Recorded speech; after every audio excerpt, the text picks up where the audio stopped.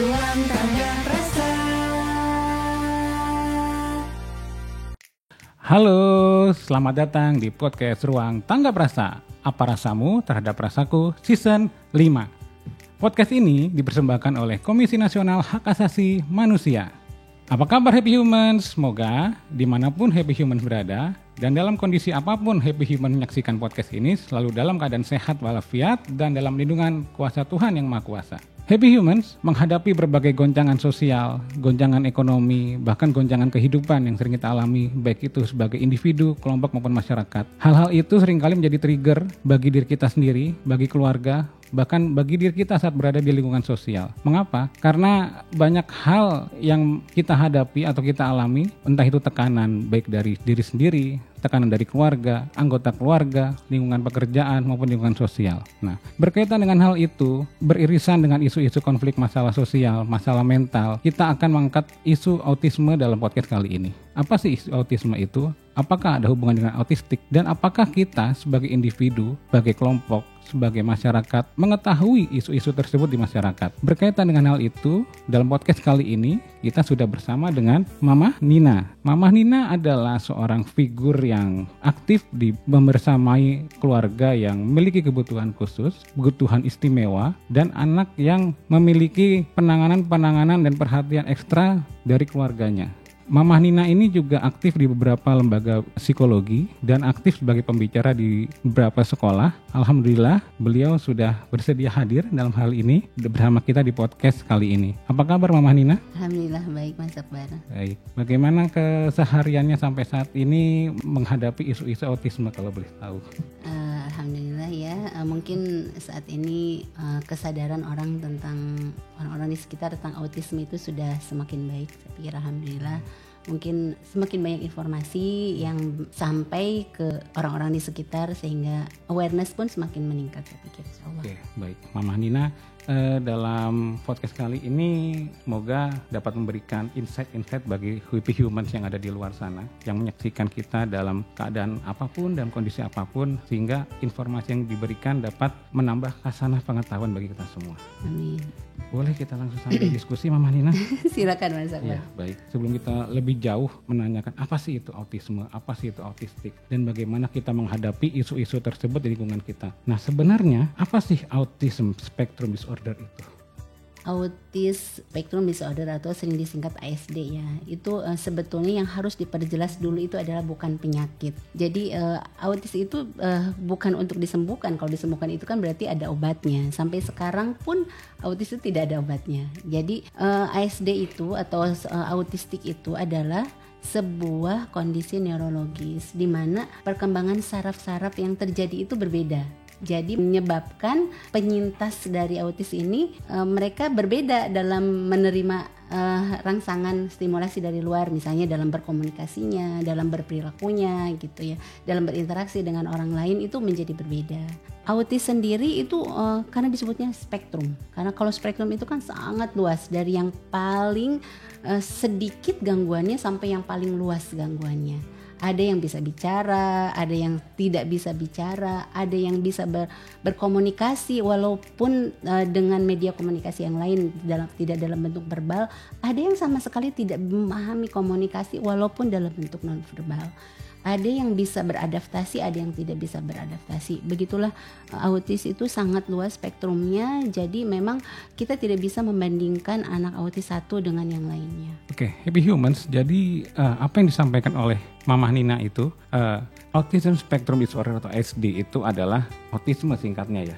Jadi autistik istilah yang ilmiahnya. Jadi yang harus kita pahami bersama adalah hal itu atau autistik itu bukanlah sebuah penyakit, bukanlah sebuah gangguan, tetapi itu adalah sesuatu yang harus kita terima, sesuatu yang kita harus maknai bersama akan pentingnya hadirnya keluarga dalam suatu kondisi autistik itu sendiri. Begitu Mama Nina? Betul. Selanjutnya, Mama Nina sudah membersamai anaknya yang bernama Zidan ya kalau tidak salah. Kalau tidak salah saat ini usianya sekitar 22 tahun. 23 tahun. 23 tahun, mohon maaf Mama Zidan. Baik, Mama Nina bersama Zidan sudah 23 tahun. Bagaimana Mama Nina menghadapi kondisi Zidan dari awal sudah mengetahui bahwa Zidane ini unik nih, Zidane ini khusus, Zidane ini perlu penanganan yang istimewa.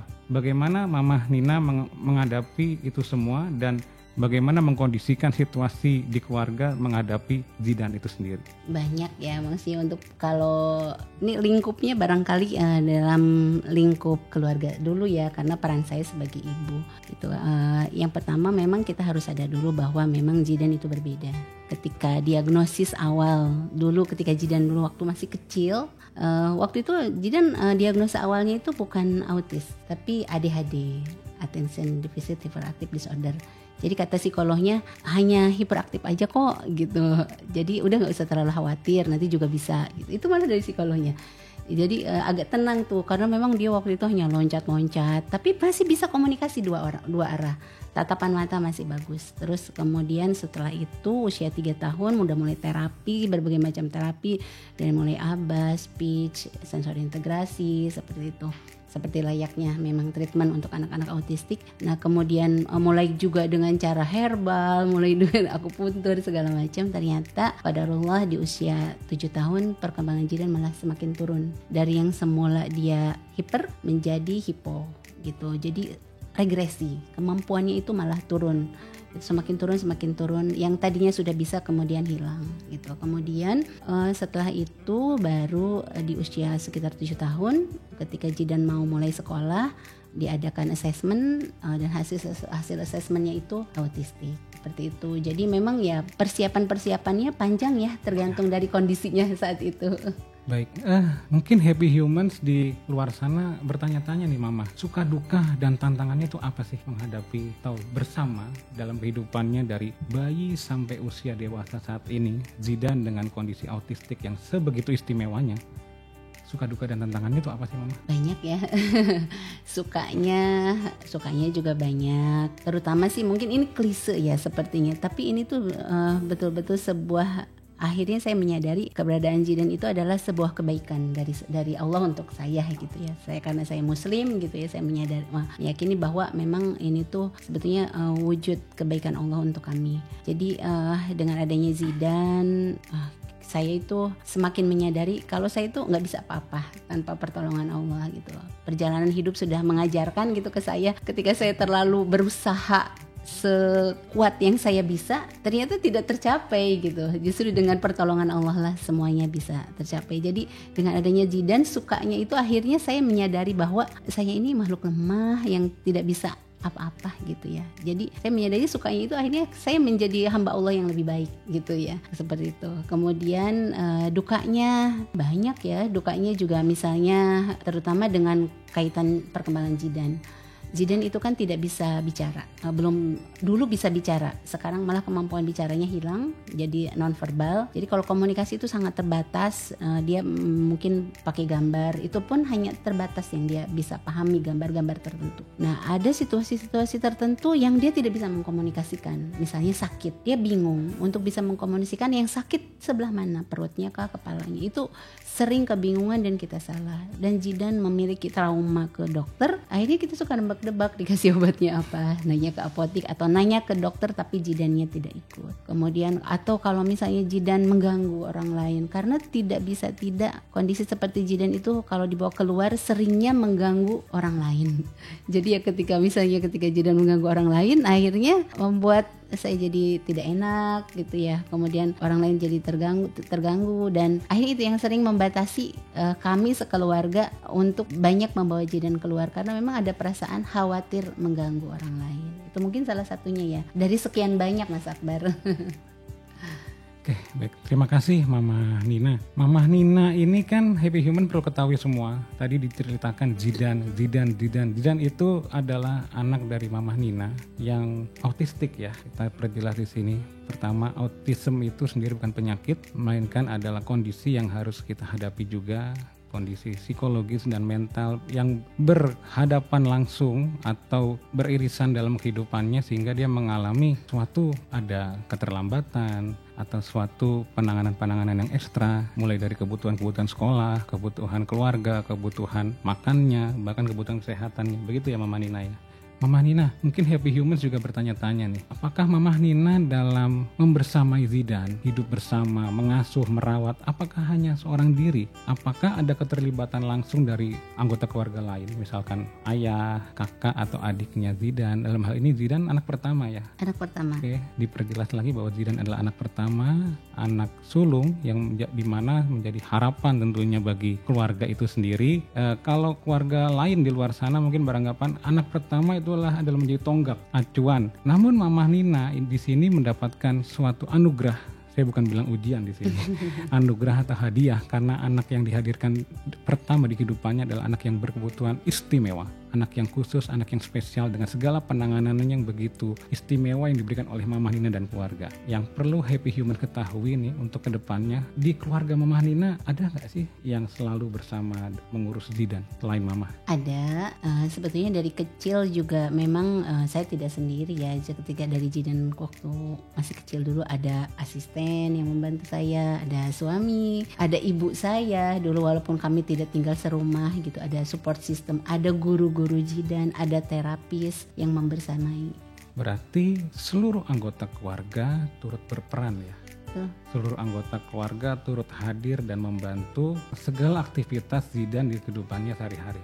Happy Humans, jangankan teman-teman atau keluarga kita yang menghadapi atau mengalami kebutuhan khusus. Kita yang sehat, segar bugar, tanpa ada kekurangan suatu apapun, tentunya perlu mendapatkan pelayanan publik, pelayanan kesehatan yang maksimal dan terstandar. Demikian ya Mama Nina. Apalagi teman-teman kita yang mengalami kebutuhan khusus atau autistik ini. Nah, selama menghadapi pengalaman hidup yang cukup panjang, hampir 23 tahun ya Mama, bagaimana sih Mama Nina dan Zidane serta anggota keluarga menanggapi pelayanan publik dan kesehatan yang diakses oleh Zidane dan keluarga, khususnya untuk menangani masalah autistik ini? Yang paling saya rasakan itu adalah kendala akses pendidikan ya Mas Akbar ya. Memang akses pendidikan untuk anak-anak berkebutuhan khusus itu tidak bisa dipungkiri di Indonesia itu masih sangat kurang. Saya jadi ingat dulu Zidane waktu masih kecil itu kan harus terapi, dan akses terapi itu waktu zaman Zidane kecil itu kan tidak banyak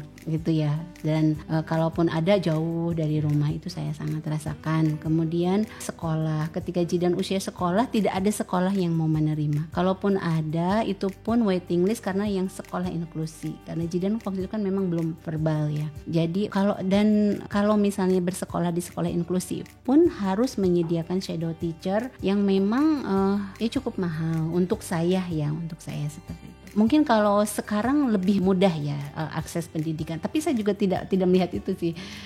Begini, saya banyak orang tua yang bertanya atau yang berkonsultasi ke saya, terutama di daerah gitu, terutama di yang memang bukan di kota besar gitu. Itu sangat sulit untuk mencari tempat terapis, untuk mencari sekolah yang akhirnya membuat anak mereka tidak tertangani dengan baik. Mereka juga bingung harus seperti apa gitu, anaknya kenapa gitu. Kemudian untuk layanan kesehatan itu saya rasakan sekali. Mungkin kalau saya mengharapkan fasilitas kesehatan yang sesuai dengan kebutuhan anak berkebutuhan khusus itu rasanya masih terlalu jauh dan rasanya masih terlalu muluk gitu.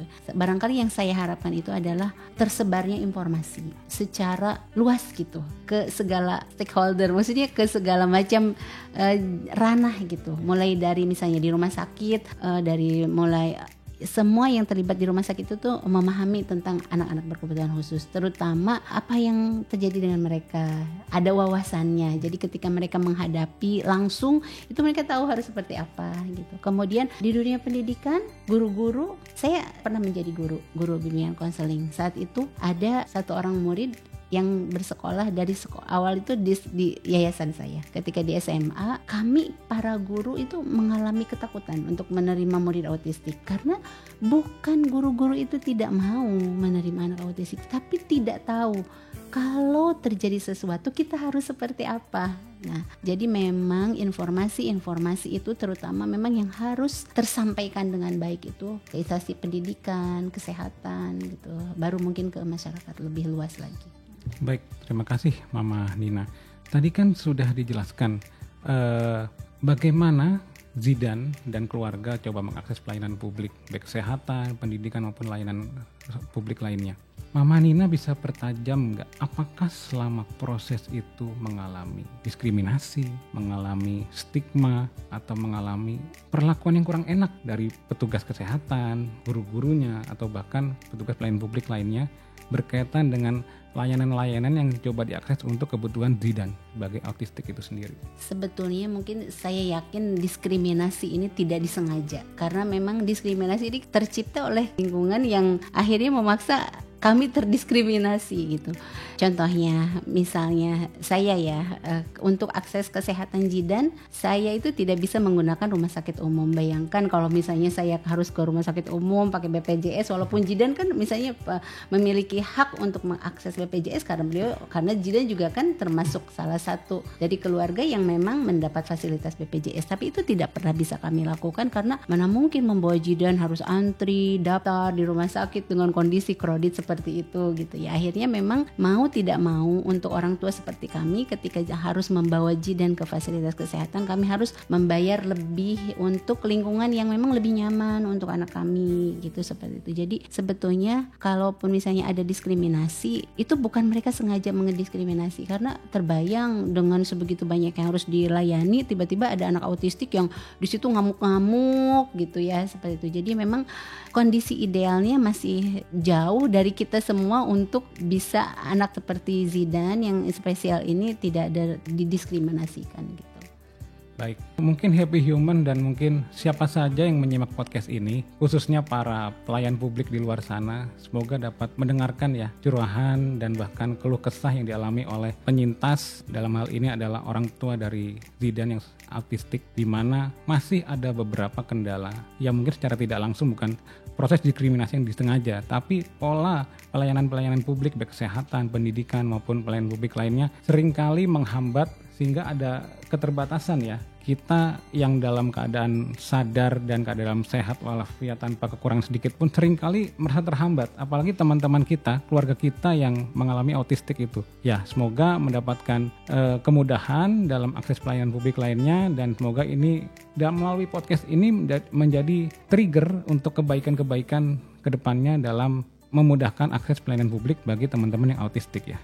Demikian ya Mama Nina harapannya ya. Selanjutnya nih Mama Nina, selama 23 tahun usia Zidan ya, kita kenal autistik atau autisme ini tentunya dalam kehidupan ada namanya suka, duka, sedih, tawa, canda, bahagia. Bagaimana kiat-kiat Mama Nina mencoba menyemangati diri sendiri dan keluarga, menyemangati ayahnya, menyemangati adiknya, dan menyemangati, yang paling penting adalah menyemangati diri sendiri untuk terus membersamai Zidan yang kita kenal sebagai autistik ini untuk terus mendapatkan pelayanan, perhatian, dan perawatan yang baik yang dibutuhkan oleh Zidan.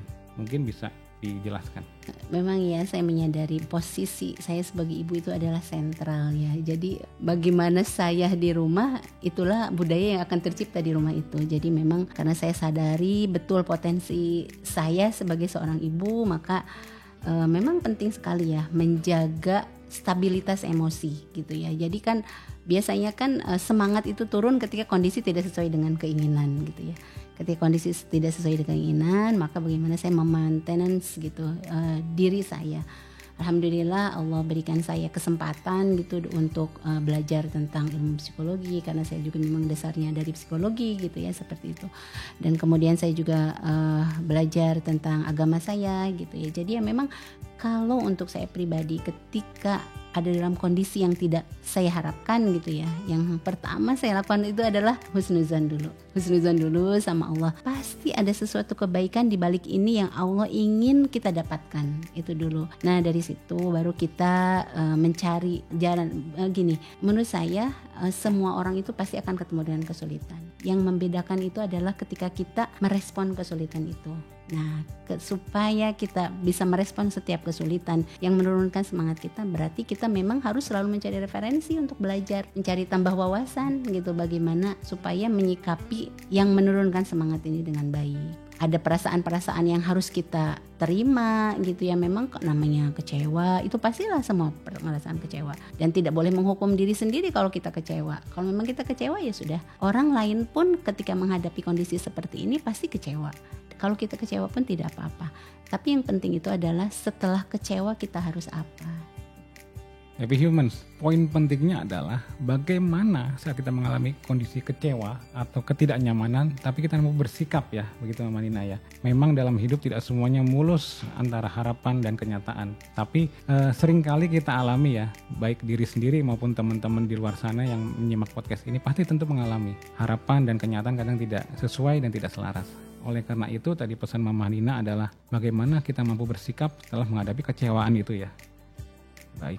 Mama Nina, sistem apa sih yang baik dan tepat untuk menangani autistik itu sendiri, khususnya di Indonesia ini? Ya kan tadi kan kita sudah sempat singgung masalah pelayanan publik, kesehatan, pendidikan. Masih ada 1-2 diskriminasi yang dihadapi oleh teman-teman autistik. Nah, menurut Mama nih, sistem apa yang tepat sehingga dapat menjembatani semua sehingga penanganan masalah autistik itu dapat tertangani dengan lebih bijak dan baik? Mungkin ada saran.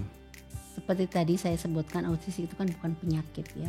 Jadi sebetulnya autistik itu ketika dideteksi lebih awal, ditangani lebih awal, itu maka bisa jauh lebih baik hasilnya gitu. Jadi memang kondisi-kondisi ideal yang dibutuhkan itu adalah akses-akses untuk terapi, pendidikan, itu yang memang harus diperbanyak. Karena misalnya sekarang terapi itu bisa, saya dengar bisa dengan BPJS, kemudian bisa di rumah sakit. Tapi itu banyak sekali yang mau terapis itu. Sampai-sampai satu orang itu barangkali hanya kebagian 1 pekan sekali, 1 minggu sekali dengan durasi 1 kali 45 menit. Bayangkan 1 kali 45 menit, katanya yang saya dapat informasi 30 menit untuk terapi, 15 menit untuk menyampaikan ke orang tua. Sementara waktu Jidan waktu kecil itu terapi itu 1 kali terapi itu 2 kali 1 jam 2 jam ya, 2 sesi, dan itu tuh masih sangat kurang gitu.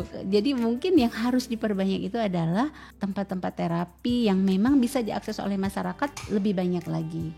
Kemudian pendidikan, sekolah, kalau memang sekarang ada label sekolah inklusif gitu ya, saya ingin malah sekolah itu semuanya inklusif, bukan dari fasilitasnya tapi dari sumber dayanya, dari gurunya, dari semua stakeholder yang ada di sekolah itu menyadari dan memahami tentang adanya autistik, tentang adanya autism gitu. Jadi mereka mungkin perlu diberikan wawasan karena tidak semua mengetahui itu.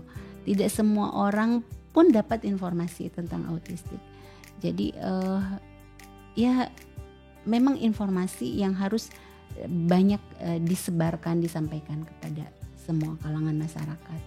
Baik, terima kasih Mama Nina. Di penghujung podcast nih terakhir mungkin adakah saran, himbauan atau ucapan semangat bagi Happy Humans di sana yang menyimak podcast kita kali ini? Bagaimana sih Happy Humans seharusnya menyikapi autistik atau autism itu sendiri? Pertama, kita harus meningkatkan empati, bukan sekedar simpatik ya. Kita harus empatik bahwa memang mereka itu ada, mereka itu perlu diterima. Kita tidak, mindsetnya adalah supaya kita bisa menerima mereka, bukan memaksa mereka keluar dari dunia mereka, karena itu sangat sulit. Karena mereka itu sudah berbeda dari Allah, oleh Allah itu settingannya itu sudah berbeda. Otak mereka itu dalam merespon situasi itu sudah berbeda. Jadi sulit sekali untuk membuat mereka keluar yang ada. Kalau kita memaksa mereka keluar akan membuat mereka bingung, trauma, dan akhirnya malah mengganggu.